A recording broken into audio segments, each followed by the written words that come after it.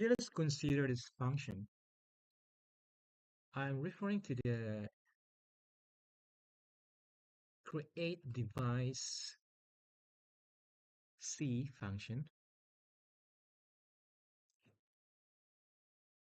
and the capacity variable. We do not know the value of this capacity variable.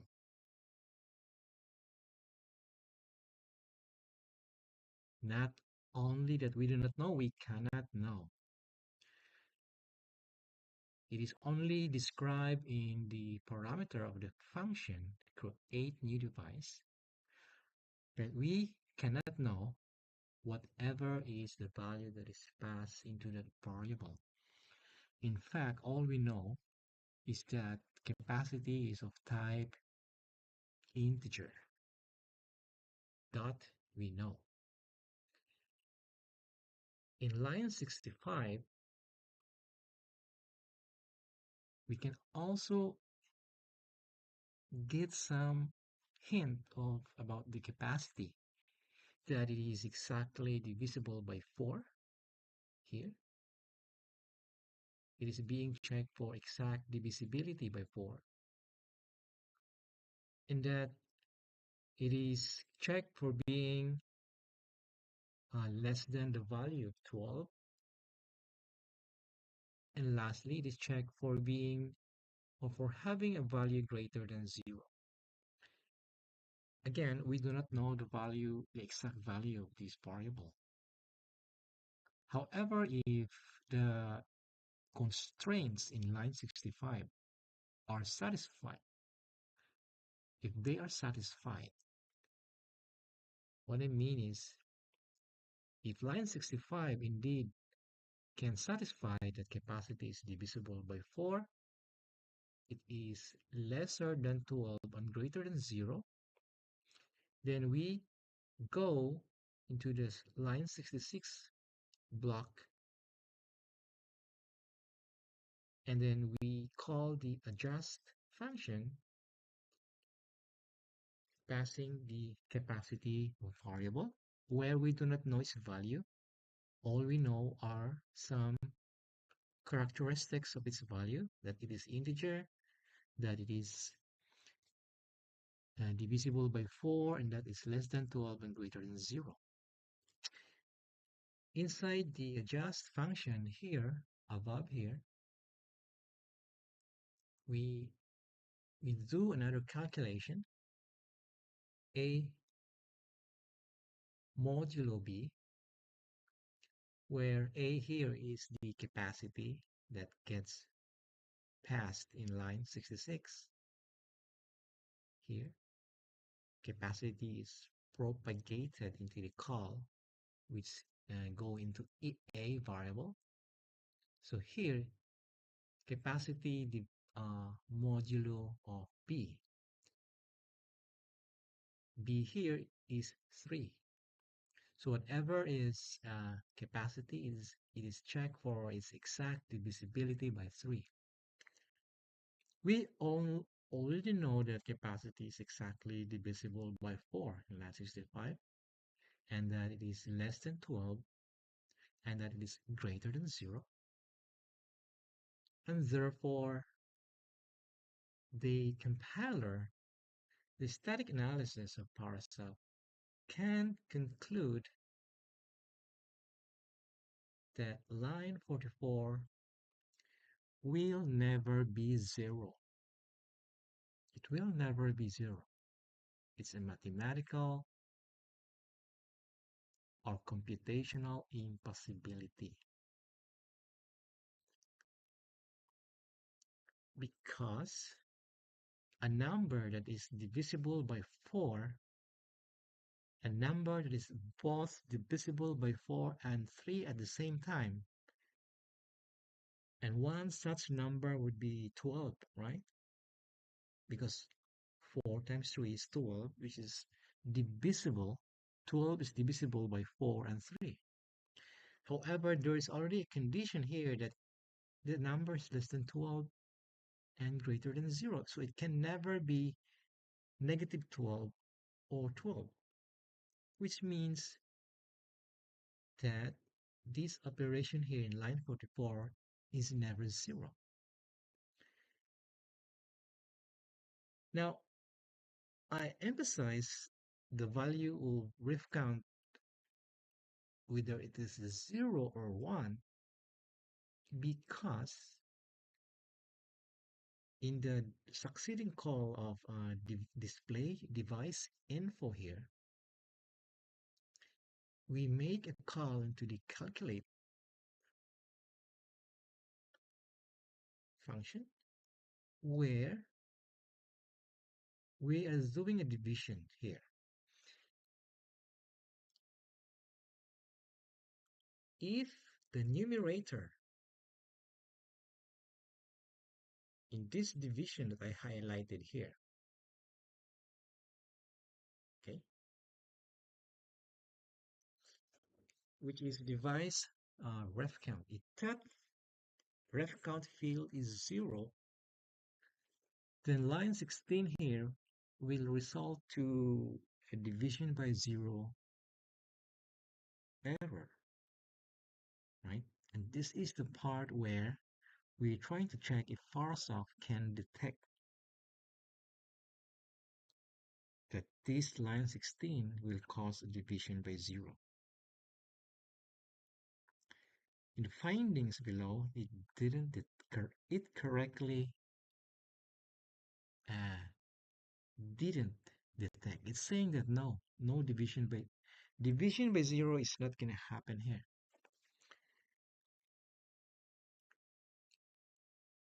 Go back to sensor.c and just remove one of these checks. This one. Now, the constraints in line 65, which is telling us that capacity is divisible by 4 and lesser than 12, would mean that a capacity of negative 12 can enter into this function and invoke line 66, right? Negative 12 can insert, and not only negative 12, multiple of that can go inside, like 12, 24, negative 36, negative 120, negative, any negative, which is a multiple of 4 and 3,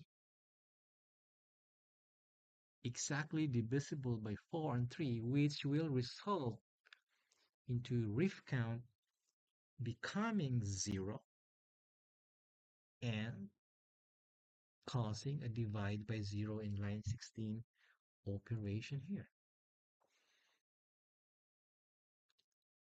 I will save these changes and run PowerShell static flow analysis.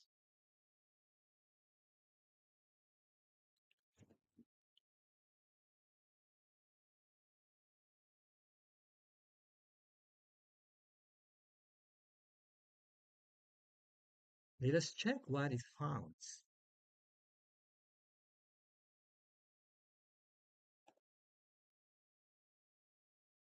And indeed, it correctly found that division by 0 is imminent. And this is the struct frame of that findings. Here, in line 51, calculate, which is coming from display device info, which is coming from, and this is the sequence of calculation, guys, that is causing a divide by 0. Okay, in summary here, there is no statement that is telling you that ref count is 0. There is no statement that is telling you about that. So you cannot just conclude that this one in line 16 will cause a divide by zero because the rift count is never zero. You cannot see it anywhere set to zero.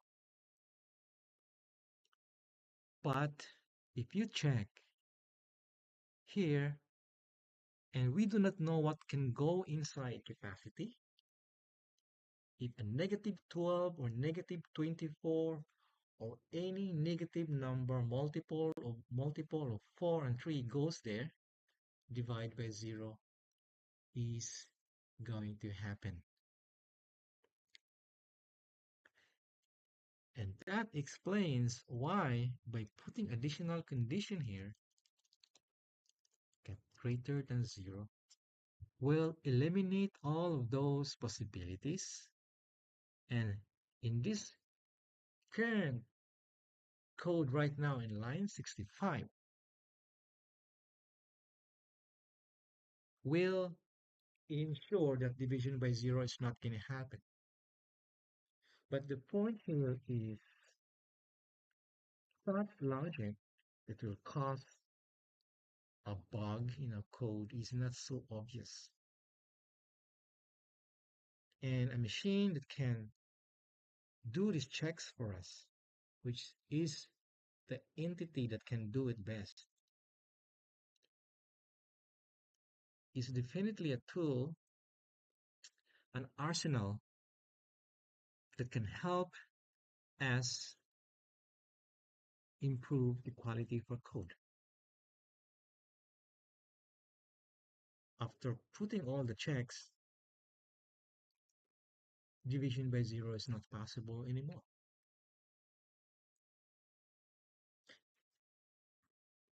If you check all of the new announcements of programming languages that's been in the news today, and I will not name them, a lot of kids are trying to learn these new languages. But the common denominator of why these new languages have been invented is that these new languages, especially I'm referring to the system languages, are moving the checks at compilation rather than at runtime. The shift of this check to the compilation part so that it can prevent a bug to occur during runtime is what characterizes a modern system programming language. Now, the embedded world today, and especially the C programming language, is at the crossroad. They have to ask themselves, should we switch to a new programming language that is more safer? Or is there a tool that we can supplement the old workhorse, this C, that we have millions of them in our code base, in all safety critical infrastructure? Should we rewrite all of them? Or should we employ the advancement in static analysis? That is the question, guys.